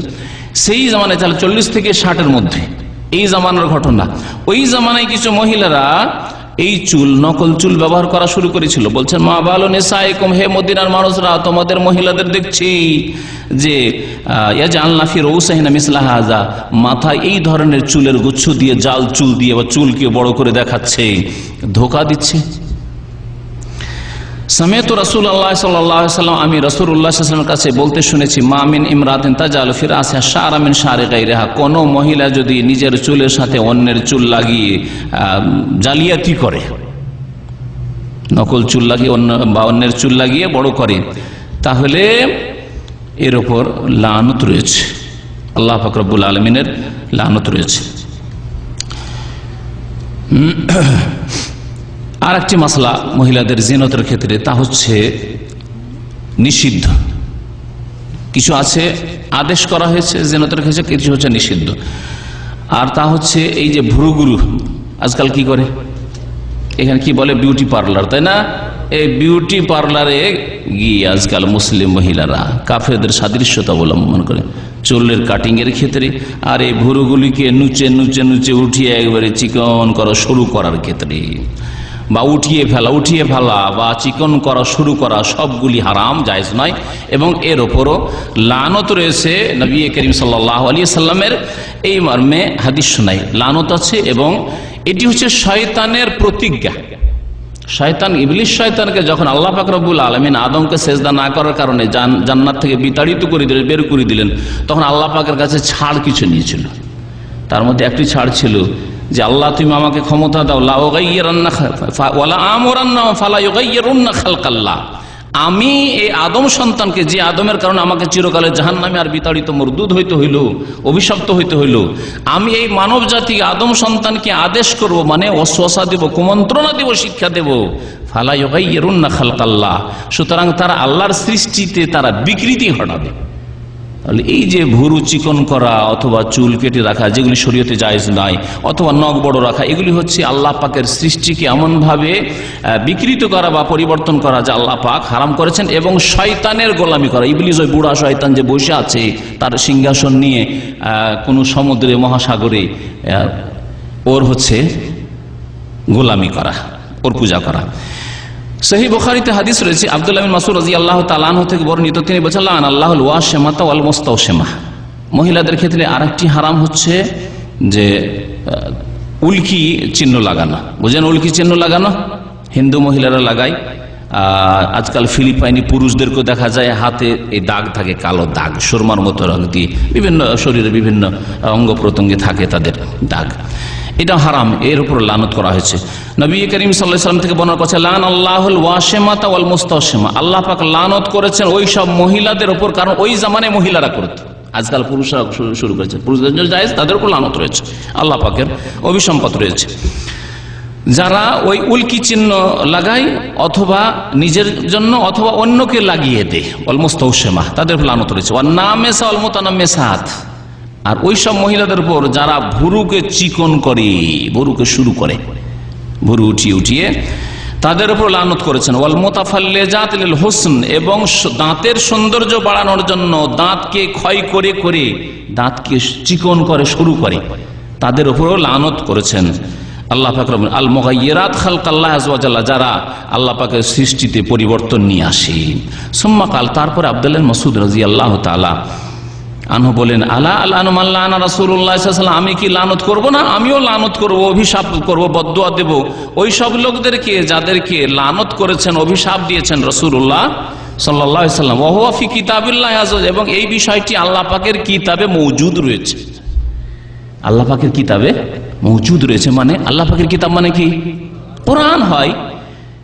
এক মহিলা আপনাদের মতো বুঝে ওখানেই ছিল, ইবনে মাসউদ রাদিয়াল্লাহু তাআলা যখন এই হাদিস শোনান, ও মহিলা বলছে যে আবু আব্দুর রহমান ইবনে মাসউদ রাদিয়াল্লাহু তাআলা, আব্দুল্লাহ বিন মাসউদের উপনাম, কুনিয়ত, আমি তো কোরআনের শুরু থেকে সূরা ফাতিহা থেকে সূরা নাস পর্যন্ত কতবার পড়েছি, কোথাও তো এই মাসলাগুলি পেলাম না যে দাঁতকে চিকন করা যাবে না সৌন্দর্যতা বাড়াবার জন্য, এই ভুরু চিকন করা যাবে না, উল্কি চিহ্ন লাগানো যাবে না, এগুলি মাসলা তো পড়লাম না। আর আপনি বললেন যে ওয়া ফি কিতাবিল্লাহি আযজা ওয়া জাল্লা, এগুলি আল্লাহর কিতাবে আছে। তখন তিনি বলেছিলেন যে তুমি ওই আয়াতটা পড়োনি? সূরা হাসরে যে আয়াত রয়েছে, আয়াত নম্বর 7-এর একটি অংশ, ওমা আতাকুমুর রাসূলু ফাখুযুহু ওমা নাহাকুম আনহু ফান্তাহু, যা রাসূল সাল্লাল্লাহু আলাইহি সাল্লাম তোমাদেরকে দিয়েছেন তা কি করো? গ্রহণ করো, নাও। ফাখুযুহু ওমা নাহাকুম আনহু, আর যা থেকে নিষেধ করেছেন ফান্তাহু, তা থেকে বিরত থাকো। রাসূলুল্লাহ সাল্লাল্লাহু আলাইহি ওয়াসাল্লাম লানত করেছেন না করেননি? হাদিসে লানত আছে না নেই? হাদিসে লানত আছে, রাসূলুল্লাহ সাল্লাল্লাহু আলাইহি ওয়াসাল্লাম দিয়েছেন। আর কোরআন তার কথা বলছে যে রাসূল যা দিয়েছেন তা গ্রহণ করো। তাহলে কোরআনে মওজুদ আছে না নেই? এইভাবে তাহলে এই বিধান, এই হুকুম কোরআনে কারীমে মওজুদ রয়েছে। এইভাবে ইবনে মাসউদ রাদিয়াল্লাহু তাআলা ওই মহিলাকে বুঝালেন আর বললেন এই কথা যে ভালো করে তাহলে তুমি কোরআন পড়েনি, কোরআন পড়েছো তুমি আজকালকার পড়ার মতো। আমরা যেমন তেলাওয়াত করি কিন্তু অর্থ বুঝি না। লাউ কারাতিহি লাওয়াজাদতিহি, এই ভাষাটি বলেছিলেন, লাউ কারাতিহি লাওয়াজাদতি, তুমি ভালো করে কোরআন পড়লে এই মাসলা অবশ্যই পেতে।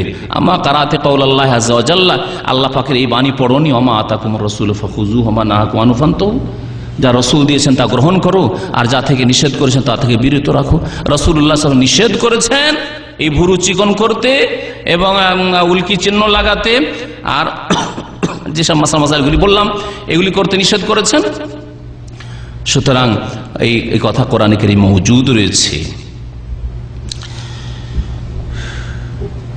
মহিলাদের ক্ষেত্রে দাঁতের মাসলা উল্লেখ করলাম, উল্কির মাসলা উল্লেখ করলাম। মহিলাদের আরেকটি মাসলা হচ্ছে, সময় শেষ হতে যাচ্ছে, তা হচ্ছে খেজাব লাগানো, মেহেন্দি লাগানো। মহিলারা মেহেন্দি ব্যবহার করতে পারে, বিশেষ করে বিবাহিত মহিলা স্বামীর সামনে সৌন্দর্যতার জন্য তারা মেহেন্দি লাগাবে, তাদের জন্য সুন্নাতে মুআক্কাদা। নবী করিম সাল্লাল্লাহু আলাইহি ওয়াসাল্লাম কোন একবার এক মহিলাকে দেখলেন যে পর্দার আড়াল থেকে হাত বাড়িয়েছে। আরে কোন হাত তোমার? এটা পুরুষের হাত না মহিলার হাত? বলছে মহিলার হাত। তো মহিলার হাতে মেহেন্দি থাকে, আর এই মেহেন্দি দিয়ে বোঝা যাবে যে এটা মহিলার হাত, পুরুষের হাত নয়। তাহলে পুরুষের হাত এবং মহিলার হাতের মাঝে পার্থক্যকারী হচ্ছে মেহেন্দি লাগানো, এই হাদিস দ্বারা প্রমাণিত হয়। দুই একটি হাদিস এখানে সময়ের স্বল্পতার জন্য উল্লেখ করছি। হাতে মেহেন্দি লাগানো এবং পায়ে মেহেন্দি লাগানো বলছেন আম্মা খেজাবুল ইয়াদাইন ওয়া রিজলান বিল হিন্নাই ফামুস্তাহাবুল লিল মুতাযাওওয়াজাতি মিনান নিসা, যারা বিবাহিতা মহিলা তাদের জন্য বিশেষ করে মুস্তাহাব। বেশ কিছু এই ক্ষেত্রে প্রসিদ্ধ হাদিস রয়েছে। আবু দাউদে একটি হাদিস রয়েছে, আন্না ইমরাতান সালাত আয়েশাতা, এক মহিলা মা আয়েশা রাদিয়াল্লাহু তাআলা আনহাকে জিজ্ঞাসা করেন খেজাবিল হেন্না, মেহেন্দির খেজাব লাগানো সম্পর্কে বা মেহেন্দি লাগানো সম্পর্কে। ফাকালাত, লা বাসা বিহি, কোনো অসুবিধা নেই লাগা, ওয়ালাকিন্নী আকরাহু, তবে আমি কেন লাগাই না, কান হাবিবি রাসূলুল্লাহ সাল্লাল্লাহু আলাইহি ওয়াসাল্লাম ইয়াকরাহু রিহাহু, মেহেন্দির যে একটা ঘ্রাণ আছে, গন্ধ আছে, সেটা আমার প্রিয়তম স্বামী রাসূলুল্লাহ সাল্লাল্লাহু আলাইহি সাল্লাম পছন্দ করতেন না, তাকে ভালো লাগতো না, সেই জন্য আমি তাকে খুশি করার জন্য মেহেন্দি লাগাইতাম না। বাকি মেহেন্দি লাগানো ভালো কাজ। নাসাইতে হাদিস রয়েছে, ওই হাদিসটি, যে হাদিসটি বললাম যে নবী সাল্লাল্লাহু আলাইহি ওয়াসাল্লামের সামনে ওই মহিলা পর্দার আড়াল থেকে হাত বাড়িয়েছে, মেওয়ারা এসেছিলেন বেয়াদেহা কিতাবুন, তার হাতে একটি কিছু লিখনি কিতাব ছিল, যাতে লেখা ছিল, রাসূলুল্লাহ সাল্লাল্লাহু আলাইহি ওয়াসাল্লাম বাড়িয়েছেন। নবী সাল্লাল্লাহু আলাইহি ওয়াসাল্লাম বললেন যে মা আদরি আয়াদু রাজুলিন আম ইয়াদু ইমরাহ, এটি পুরুষের হাত না মহিলার হাত তা তো আমি জানতে পারলাম না। ওই মহিলা বলে উঠল, বাল ইয়াদু ইমরাতিন ইয়া রাসূলুল্লাহ, হে আল্লাহর রাসূল, তো মহিলার হাত, আমি মহিলা বলছি। লাউ কুনতা ইমরাতান লাগাইয়ারতি আজফারাকি, নবী করিম সাল্লাল্লাহু আলাইহি ওয়াসাল্লাম তখন বলেন, তুমি যদি মহিলা হও তাহলে তোমার হাতের যে নখগুলি রয়েছে, নখগুলিকে মেহেন্দি দিয়ে পরিবর্তন করে রাখে। তাহলে হাতের নখে মেহেন্দি দিয়ে পরিবর্তন করে রাখা, এটি হচ্ছে সুন্নাত। কিন্তু মেহেন্দি দিলে তাতে প্রলেপ এমন পড়ে না যে পানি যেতে বাধা হবে কি? কিন্তু আজকাল যেটা লাগিয়ে থাকে মহিলারা, নখ পালিশ, তাতে কি হয়, এমন একটা ওর উপর প্রলেপ পড়ে যায় গাঢ়, যাতে নখ পর্যন্ত পানি পৌঁছবে না। সুতরাং এটা মহিলাদের জন্য জায়েজ নয়। তবে নেফাসের অবস্থায় যখন 30 দিন 40 দিন ধরে নাপাক অবস্থা আছে, সেই সময় যদি হয়, আর যখনই নামাজ ফরজ হবে অর্থাৎ পবিত্রতা হাসিল হবে, তার আগে যদি পরিষ্কার করে নিতে পারে তাহলে জায়েজ হতে পারে। তাই লেখক আল্লামা সালেহুল ফৌজান হাফিজাহুল্লাহ বলছেন, লাকিন লা তাসবিগু আজফারহা বিমা ইয়াতাজাম্মাদু আলাইহা ওয়া ইয়ামনাউ তাহারা, নখের ওপর এমন কিছু লাগাবে না যা জমাট বেঁধে যায় শক্ত হয়ে, এবং ওয়ায়ামনাউ তাহারা, পবিত্রতা অর্জনে বাধা সৃষ্টি করে। তাহলে নখ পালিশ লাগানো মহিলাদের জন্য জায়েজ নয়।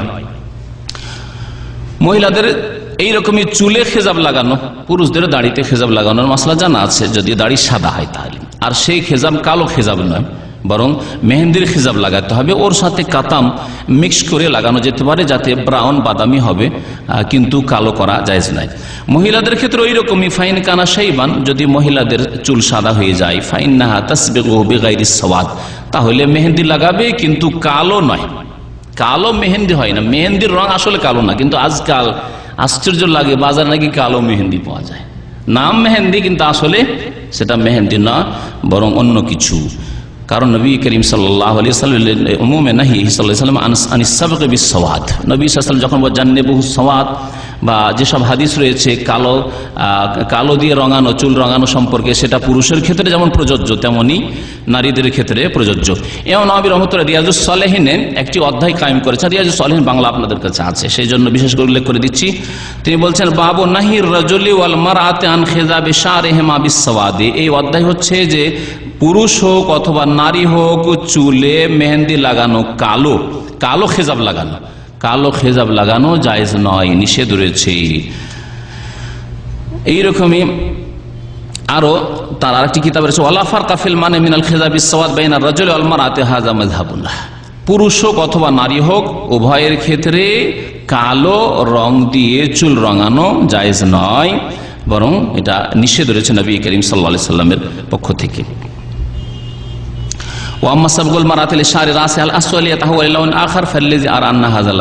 তাহলে কালো দিয়ে জায়েজ নয়। আর একটি মাসলা এখানে জানা জরুরি, যেটা আজকাল যারা পাশ্চাত্য সভ্যতার গোলাম তারা করে থাকে, মহিলারা কালো চুলকে অন্য বিকৃত চুলে পরিবর্তন করে।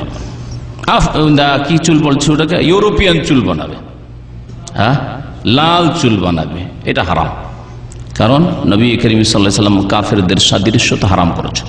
আর এর আগে বললাম যে বাহ্যিক সাদৃশ্যতা অন্তরের সাদৃশ্যতা পর্যন্ত পৌঁছায়, অন্তরের মিল মহাব্বত পর্যন্ত পৌঁছায়, আর অন্তরের মিল মহাব্বত বিজাতির গোলামি জন্মিয়ে থাকে, যেই গোলামিতে আজকে আমরা ডুবে গেছি। মহিলাদের ক্ষেত্রে স্বর্ণ এবং চাঁদির যে অলঙ্কারগুলি পড়বে, এই অলঙ্কারের ক্ষেত্রে যেই অলঙ্কার সমাজে চলে এবং সেই অলঙ্কার বাইরে আওয়াজ করে না, সেসব অলঙ্কার পড়তে পারে। বলছেন যে ইউবাহুলিল মারাতে আনতা তাহাল্লা মিনাজ যাহাবি ওয়াল ফিজ্জা, স্বর্ণ এবং চাঁদের অলংকার তাহলে মহিলারা পড়তে পারবে, তাদের জন্য জায়েজ। বিমা জারাত বিহিল আদা, সমাজে যেসব অলংকার রয়েছে। আর এতে ওলামাদের ইজমা রয়েছে, ঐকমত হচ্ছে লাকিন লা ইয়াজুজু লাহান তুযহিরা হুলিয়া লিরিজাল গায়রিল মাহারিম, সে অলংকারগুলি যেন প্রকাশ না পায়। শুরুতে একটি বিষয় উল্লেখ করেছি যে পায়ের অলংকার পড়ছে আর নিচের দিকে জাহের হচ্ছে চলার সময়, অথবা হাতে চুড়ি পড়ছে বা ঘড়ি পড়ছে, অথবা আরো কিছু হাতের কি ব্রাসলেট, হ্যাঁ ওই সব পড়ছে আর প্রকাশ পাচ্ছে রাস্তায় চলার ক্ষেত্রে, অপর পুরুষের নজর পড়ছে, তাহলে হারাম। কারণ আল্লাহ পাক বলেছেন ওয়ালা ইউবদিনা যিনাতাহুন্না ইল্লা মা যাহারা মিনহা, মহিলারা তাদের জিনাত, তাদের অলংকার, সাজ পোশাক প্রকাশ করবে না যা নিজে থেকে প্রকাশ পেয়ে যায় তা ছাড়া। বিশেষ করে বাড়ি থেকে যখন বের হবে এবং যেখানে আশঙ্কা রয়েছে যে এখানে অপর পুরুষের নজর পড়তে পারে, দেবরের নজর পড়তে পারে, ভাসুরের নজর পড়তে পারে, দুলা ভাইয়ের নজর পড়তে পারে, ভগ্নিপতির নজর পড়তে পারে, চাচাতো ভাই, খালাতো ভাই, মামাতো ভাইয়ের নজর পড়তে পারে, অন্য কোনো মানুষের নজর পড়তে পারে, এক কথায় যারা মাহরাম নয়, যাদের সাথে স্থায়ী বিবাহ জায়েজ নয়, তাদের ছাড়া বাকি অন্য সমস্ত পুরুষের ফিতনা থেকে বেঁচে থাকতে হবে। কারণ এটি হচ্ছে ফিতনা, মহিলার জন্য ফিতনা এবং পুরুষদের জন্য ফিতনা। আল্লাহ পাক রব্বুল আলামিন যেন আমাদের মহিলাদেরকে কোরআন সুন্নাহ মোতাবেক জিনত অলংকার গ্রহণ করার তৌফিক দান করেন এবং তাদেরকে হারাম নাজায়েজ কাজ থেকে জিনতের ক্ষেত্রে বাঁচিয়ে রাখেন। আল্লাহ পাক রব্বুল আলামিন তাদের অতীতের গুনাহ খাতা যেন মাফ করেন এবং তাদেরকে শরীয়ত বিরোধী কাজ থেকে, কাফেরদের সাদৃশ্যতা থেকে আল্লাহ পাক রব্বুল যেন বাঁচিয়ে রাখেন এবং আমাদেরকে ইসলামিক পরিবেশ, ইসলামিক সমাজ, ইসলামিক পরিবার গঠন করার জন্য আল্লাহ পাক তৌফিক দান করেন। আমাদেরকে যে আল্লাহ পাক নেতৃত্ব দান করেছেন, আর রিজালু কাওয়ামুন আলান নিসা, পুরুষদেরকে নারীদের উপর নেতৃত্ব দান করা হয়েছে, আল্লাহ পাক এর হক আদায় করার আমাদের যথাযথ তৌফিক দান করেন। আল্লাহ পাক আমাদের ভুল ত্রুটি যেন মাফ করে দেন। আল্লাহ পাক আমাদের নারীদেরকে যেন অনুগত করেন, কোরআন এবং হাদিসের অনুগত করেন, রাসূলুল্লাহ সাল্লাল্লাহু আলাইহি অনুগত করেন, স্বামীর যেন অনুগত করেন। আল্লাহ পাক যেন আমাদের জীবনে বরকত দান করেন। সুবহানা রাব্বিকা রাব্বিল ইজ্জাতি আম্মা ইয়াসিফুন ওয়া সালামুন আলাল মুরসালিন ওয়ালহামদুলিল্লাহি রাব্বিল আলামিন। জিনত সম্পর্কে বিশেষ করে যদি কোনো প্রশ্ন থাকে, বাইরের প্রশ্ন নয়, আগে জিনত সম্পর্কে।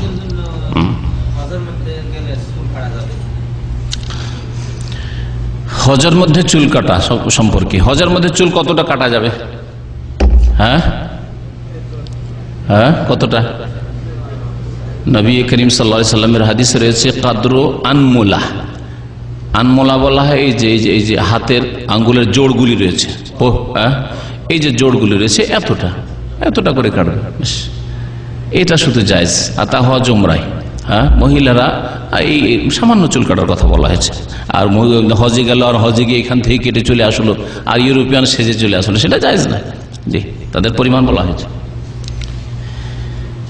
একটি ঘোষণা আছে যে কোন এক মসজিদে মুয়াজ্জিনের প্রয়োজন রয়েছে, মুয়াজ্জিনের প্রয়োজন রয়েছে জালুইয়াতে। যদি কোনো ভাই ফ্রি থাকেন তাহলে এখানে আমাদের সাথে যোগাযোগ করতে পারেন। 1000 রিয়াল বেতন দেবে, আজান দিতে হবে, যখন ইমাম না থাকবে হয়তো কখনো কখনো নামাজ পড়াইতে হতে পারে।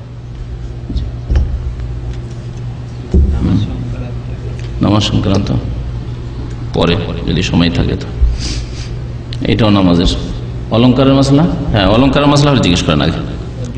আপনি বললেন যে গেঞ্জি পরা যায়, মানে গেঞ্জি পরার কথা বলেছেন, খালি গায়ে অথবা গেঞ্জি বলেছেন। হ্যাঁ হ্যাঁ, এক প্রকার আলেম ফতোয়া দিয়ে থাকে যে সেন্টু গেঞ্জি পরা তো জায়েজ নাই, আর খালি গায়ে থাকার ব্যাপারে দ্বিমত আছে।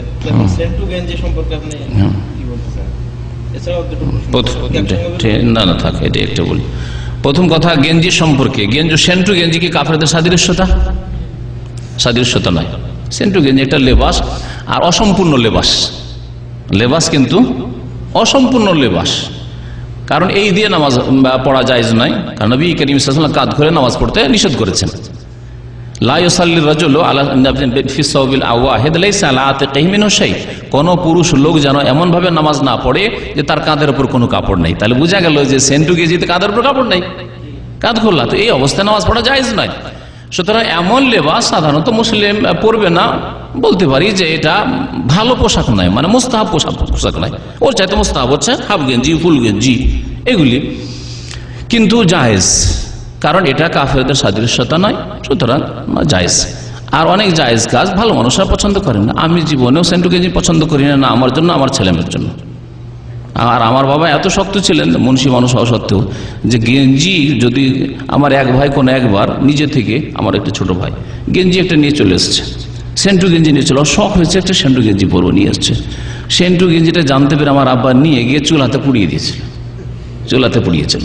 তো আলেম না হওয়ার কারণে বাড়াবাড়ি করেছিল, কিন্তু তারপরে বাবাকে হক আছে, জায়েজ, অনেক জায়েজ জিনিস করলে হয়তো এই ছেলে পরে আরো বেশি খারাপ হতে পারে, সেই জন্য যদি নিষেধ করে তাহলে জায়েজ। কিন্তু কেউ যদি বলে সেন্টু গেঞ্জি হারাম, তাহলে এটা মোল্লাদের মুন্সিদের ফতো, এটা কোরআন হাদিসের ফতো না, আলেমের ফতো না। আর তারপরে আমাদের ভাই বললেন যে খালি গায়ে থাকে, খালি গায়ে থাকতে খারাপ লাগে, বিশ্রী লাগে, আমাকেও খারাপ লাগে। খালি গায়ে থেকে দেখি অনেক লোক থাকে, আমাকে খারাপ লাগে। হয়তো সে লজ্জা পাবে অথবা আমি লজ্জা পাই, খালি গায়ে থাকা লোক দেখলে আমি নিজেও লজ্জা পাই। আর আমি গ্রামে গেলেও কখনো আমার ছাত্র জীবন থেকে খালি গায়ে থাকি না, কমপক্ষে একটা গেঞ্জি গায়ে দিয়েও গেটের বাইরে বের হইতে হবে। কিন্তু জায়েজ খালি গায়ে থাকা। পুরুষদের আওরাত হচ্ছে নাভি থেকে শুরু করে হাঁটু পর্যন্ত, এতটুকু ঢেকে রাখা তাদের জন্য আবশ্যক। মেয়েদের তো বড় চুল কাটা যাবে না, কিন্তু পুরুষদের ক্ষেত্রে আপনার 3টে সুন্নাত বর্ণনা করা হয়। একটা হচ্ছে চুল ছোট করে ছাটা, আর একটা কান পর্যন্ত, আর একটা ঘাড়, মানে আপনার এই কান ঘাড় আর একটা কান পর্যন্ত। বুঝলাম, কিন্তু সেটা মহিলাদের মতো লম্বা করে নয়। আমি যেটা বলেছি যে মহিলাদের মতো লম্বা করে চুল রাখা যাবে না, সেটা জায়েজ নাই। আর বাকি যদি নবী সাল্লাল্লাহু আলাইহি ওয়াসাল্লাম যেমন চুল রাখতেন, লিম্মা জুম্মা ওয়াফরা, এইরকম চুল রাখে, তাহলে সেটা জায়েজ। কিন্তু সেটাকে আমাদের একদিন আলেমরা এমন সুন্নত বানিয়েছে যে সুন্নত মনে হচ্ছে যে নামাজের মতো সুন্নত, সুন্নত নামাজের মতো না। নবী সাল্লাল্লাহু আলাইহি সাল্লামের সুন্নত যদি ওই রকমই সুন্নত হয়তো চুল রাখা, যে এই সুন্নতি চুল বলে খুব মশহুর আছে আমাদের আলেম সমাজে, তাহলে আবু বকর রাদিয়াল্লাহু আনহু এই চুল রাখতেন, ওমর এই চুল রাখতেন, ওসমান এই চুল রাখতেন, আলী রাদিয়াল্লাহু তাআলা ওই চুল রাখতেন। কেউ প্রমাণ করতে পারবে যে তারা ওই চুল রাখতেন? তারা চুল ছোট করে রাখতেন। তো কথা হচ্ছে যে এই চুল রাখতে পারে ওইভাবে, যদি রাখে যেইভাবে নবী করিম সাল্লাল্লাহু আলাইহি ওয়াসাল্লামের চুল ছিল, তো রাখতে পারে, ভালো কথা। জি, নবী সাল্লাল্লাহু আলাইহি ওয়াসাল্লামকে ভালোবাসি, সুতরাং তার মতো চুল রাখলাম, তার এটা অভ্যাসগত বা আদর্শ রাখতেন। আরবরা রাখতো, অন্য আরবরা ওইভাবে চুল রাখতো। নবী করিম সাল্লাল্লাহু আলাইহি ওয়াসাল্লাম লেবাসের ক্ষেত্রে আর চুলের ক্ষেত্রে তার যে কওম, তার জাতি কুরাইশরা ইসলামের আগে যেইভাবে থাকতো সেইভাবে তিনি রেখেছেন।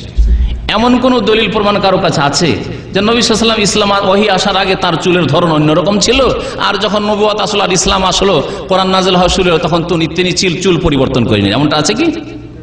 লেবাস পোশাক না, আগেও যে লেবাস পোশাক পরতেন নবুয়ত পাওয়ার আগে, নবী হওয়ার পরেও আরবরা যে পোশাক পরতো, জাতির বিরোধিতা করেন লেবাসের ক্ষেত্রে, ওই লেবাসেই থেকেছে।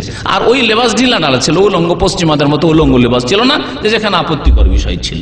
জি, আর এই জন্যই নবী সাল্লাল্লাহু আলাইহি ওয়াসাল্লাম বলে দিয়েছেন যে তোমরা রান ঢাকবে, রান খুলবে না, হাঁটু পর্যন্ত, নাভি থেকে হাঁটু পর্যন্ত অবশ্যই ঢাকবে। জি,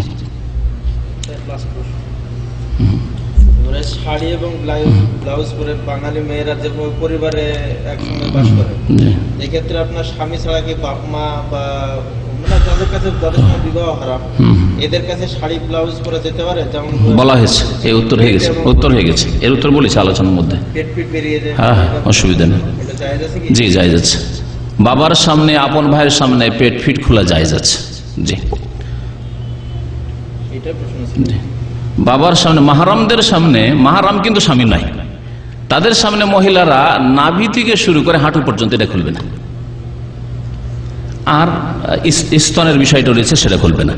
আর বাকি পেট ফিট যদি বাবার সামনে খুলে তো জায়েজ, চুল খুলে জায়েজ, ঘাড় খুলে, কাঁধ খুলে জায়েজ।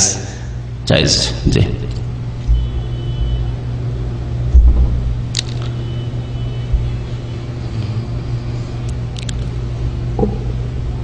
আর কিছু?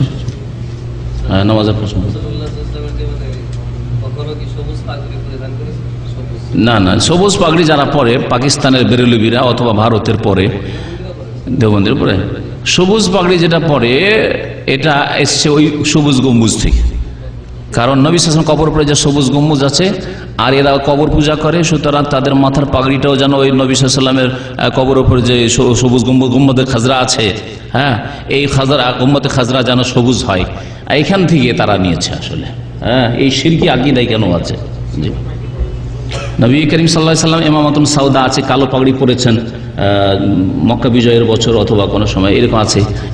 সাদা পাগড়ি আমার স্মরণে কোনো হাদিস নেই, তবে হাদিসে থাকলে ঠিক আছে, যদি কেউ পান তাহলে। জি, পাগড়ি পরে আমাদের ভাই জিজ্ঞাসা করছে পাগড়ি পরে নামাজ পড়লে কি 27 গুণ? না 27 গুণ না, একটা জাল হাদিস আছে যাতে 70 গুণ বলা হয়েছে। আল্লামা নাসির রহমতুল্লাহ আলাইহি যে সিলসিলা জয়ীফ আর জাল হাদিসের সিরিজ আছে, বাংলায় অনুবাদ হয়েছে, ঢাকায় ছেপেছে, ওতে ওই হাদিসটা উল্লেখ করেছেন। আর আমার অনেকদিন আগে একটা জাল জয়ীফ হাদিস উপরে বক্তব্য ছিল, তাতে মনে হয় হাদিসটা উল্লেখ করেছি। ইনশাআল্লাহ কিছুদিনের মধ্যে সময় পেলে জাল জয়ীফের একটা সিলসিলা এই মঙ্গলবারে আলোচনা করব।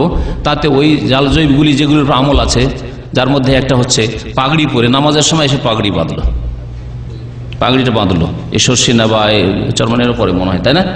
আদিবন্দীরা তারা ওই পরে তারপর নামাজটা শুরু করলো। ধারণা কি যে এতক্ষণ ছিল 1 গুণ, এখন পাগড়িটা পড়লাম 70 গুণ। এটি বিদাত, কারণ জাল মিথ্যা হাদিস, কোনো হাদিসই নয়, এটা মিথ্যা বিদাত।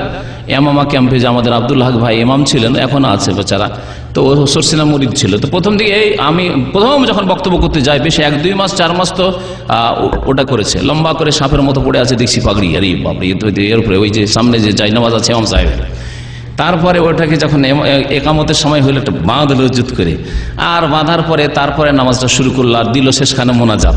এই করতো প্রথম দেখলাম যে না, এই ছোট মাসলায় যদি বাধা দিই তাহলে বড় বড় রোগ থেকে যাবে এর মধ্যে। আমি চুপচাপ তার পিছনে মুক্তাদি হয়ে নামাজ পড়লাম, বক্তব্য করলাম, মাইকটা ঠিকঠাক করে দিল, বসতো একটু লজ্জায় বসতো, কিন্তু তারপরও ভক্তি হয় না। এই করতে করতে আলহামদুলিল্লাহ ওর পাগড়ি গিয়েছে, এই বিদাতি মোনাজাত গিয়েছে, বিদাতি পাগড়ি গিয়েছে, আর সমস্ত বিদাত শিরক গিয়েছে আলহামদুলিল্লাহ। এখন প্রায় সময় সকালবেলা, রাত্রে আসতে পারেন না উনি, ওই আমার ওই পোর্টে থাকেন, সকালবেলা এসে আমার সাথে দেখা করেন, এখানে বসেন উনি। তো আল্লাহ পাক হিদায়াত করেছে। একদিন আমার সামনে কেঁদেই ফেললেন যে আল্লাহ পাক হিদায়াত করেছে, কোথায় ছিলাম, কেঁদেই ফেললেন একবারে, সুবহানাল্লাহ। তো আল্লাহ পাক যাকে হিদায়াত করবে তার জন্য রাস্তা আল্লাহ পাক খুলে দেবে, সহজ করে দেবে, কিন্তু হিদায়াতকে তলাশ করতে হবে, একটু মেহনত করতে হবে। আল্লাহ পাক যেন আমাদের সকলকে তৌফিক দান করে। নামাজের মাসলা যদি বলেন তো ঠিক আছে। আমাদের দেশে একরকম, এখানে আরেকরকম সহসিজদা দেওয়া হয়। সহসিজদা হয়, সহসিজদা মানে নামাজের ভুলের সিজদা। সহ মানে ভ্রম হয়ে যাওয়া, সহর শাব্দিক অর্থ হচ্ছে ভ্রম হওয়া, মানে ভুলে যাওয়া। সাহা ইয়াসু মানে ভুলে যাওয়া বা ভ্রম হওয়া। তো ভ্রম হয়ে গেছে নামাজে, বাড়াইলাম না কমাইলাম, কি ছুটলো না বা কিছু, বা সন্দেহ হচ্ছে, 3 ক্ষেত্রে সহসিজদা রয়েছে। কম হয়ে গেলে, বেশি হয়ে গেলে, অথবা সন্দেহ হইলে, এই 3টি ক্ষেত্রে সহসিজদা রয়েছে। সহসিজদা কাবলা সালাম হাদিস রয়েছে, সালামের আগেও রয়েছে, 2 সালামের আগে, আর 2 সালামের পরেও রয়েছে। কিন্তু আমাদের দেশে যে প্রচলিত বিদাতি সহসিজদা আছে, সেটা হচ্ছে 2 সালামের বিচে, 2 সালামের মাঝখানে। এর কোনো দলিল আজ পর্যন্ত আমি পাইনি। হানাফি মযহাবের ফিকহের কিতাবে বাদাস সালাম রয়েছে, মানে 2 সালামের পরে, কিন্তু এই 2 সালামের মাঝখানে কোথা থেকে এরা নিল? আমলের ক্ষেত্রে এই বিদাত কেন তারা শুরু করলো? কদুরি হেদায়ের ফতোয়া, কারণ আমি কদুরি হেদায়ে পড়ে মানুষ এসেছি প্রথম দিকে, তো তাতে আছে যে বাদাস সালাম করো, সালামের পরে করো, 2টা সালাম ফিরে নাও, তারপরে সহসিজদা করো। তাতে আবার তাশাহুদ বাড়িয়েছে, সে হাদিস জয়ীফ, তাশাহুদ পড়া হাদিস জয়ীফ। আর কাবলা সালামের এখানে যেমন আমল আছে, সালামের আগে সহসিজদা করে নিলেন, তারপরে 2 দিকে সালাম ফিরেন, এটা একটা। আরও এই ক্ষেত্রে আরও বিস্তারিত বেশ কিছু আলোচনা রয়েছে, যেগুলো হয়তো আপনাদের এখন হয়তো প্রয়োজন নেই, আপাতত এতটুকু জেনে রাখাই যথেষ্ট এই ক্ষেত্রে। জোহরের পূর্বে 4 রাকাত সুন্নাত, এটা দুখুলুল মসজিদ সহ না? এর আগে অনেকবার বলেছেন, নতুন ভাই কেউ জিজ্ঞাসা করেছেন, দুখুলুল মসজিদ বলবেন না তাহিয়াতুল মসজিদ বলবেন? কি বলবেন? তাহিয়াতুল মসজিদ মানে মসজিদ সালামি নামাজ। এর নাম হচ্ছে ফিকহের কিতাবে তাহিয়াতুল মসজিদ, মসজিদ সালামি নামাজ। তাহিয়া মানে সালাম। মসজিদ সালামি নামাজ যদি অন্য কোনো নামাজ থাকে, তো ওই নামাজ দিয়ে আপনার এক গুলিতে 2 শিকার 3 শিকার হয়ে যাবে, বুঝতে পেরেছেন? আর যদি কোনো নামাজ না থাকে, তাহলে মসজিদে ঢুকেছেন, বসতে চাইছেন, 2 রাকাত নামাজ পড়ে, এটা হচ্ছে তাহিয়াতুল মসজিদ। তাহলে তাহিয়াতুল মসজিদের জন্য বিশেষ কোনো নামাজ আলাদা করে পড়তে হবে না, এটা নাই। ফজরে গেলেন আপনি, উদাহরণ দিই, ফজরে 2 রাকাত সুন্নত, তাহলে কি করবেন? 2 রাকাত ফজরের সুন্নাত পড়বেন, আর 2 রাকাত তাহিয়াতুল মসজিদ, 4 রাকাত পড়বেন নাকি? কখনো না। নবী সাল্লাল্লাহু আলাইহি ওয়াসাল্লাম থেকে ফজরের ফরজ নামাজের আগে 4 রাকাত পড়ার কখনো প্রমাণ নেই। তাহলে কি তিনি তাহিয়াতুল মসজিদ পড়েননি, বা সাহাবীরা তাহিয়াতুল মসজিদ পড়েননি? পড়েছেন। তাহলে তাহিয়াতুল মসজিদের আলাদা কোনো নামাজ নেই, ওই 2 রাকাত ফজরের সুন্নাত, আর তার সাথে নিয়ত আমি আরো ইনক্লুড করলাম, শামিল করলাম কি, তাহিয়াতুল মসজিদ। আমার তাহিয়াতুল মসজিদ হইলে এই মসজিদকে সালামি পেশ করা হইলো, আর ফজরের সুন্নত আদায় হয়ে গেল। এটা হচ্ছে তাহিয়াতুল মসজিদের রহস্য। যদি দেখেন এমন সময় গেলে এটা কোনো নামাজের সময় নয়, তাহলে এমনি বসবেন, তখন 2 রাকাত নামাজ পড়ে বসেন। ইজা দাখালা আহাদুকুম মাসজিদা ফালা ইয়াজলিস হাত্তা ইউসাল্লিয়া রাকাতাইন, যখন তোমাদের কেউ মসজিদে প্রবেশ করবে তখন বসবে না যতক্ষণ 2 রাকাত নামাজ না পড়ে নেবে। কিন্তু 4 রাকাত আপনি পড়তে চাইছেন, 1 সালামে পড়তে চাইছেন, যদিও 2 সালামে পড়া যেতে পারে, আর সেটি হচ্ছে প্রসিদ্ধ সুন্নাত। একসাথে 1 সালামে আপনি 4 রাকাত নামাজ পড়তে চাই, ওর সাথে নিয়ত করেন যে এটাই আমার 4 রাকাত কাবলা জোহরের আগের সুন্নাত, আর এটা আমার তাহিয়াতুল মসজিদ। আপনি গেলেন আর একামত হয়ে গেল, এখন কি আপনার তাহিয়াতুল মসজিদ হলো না?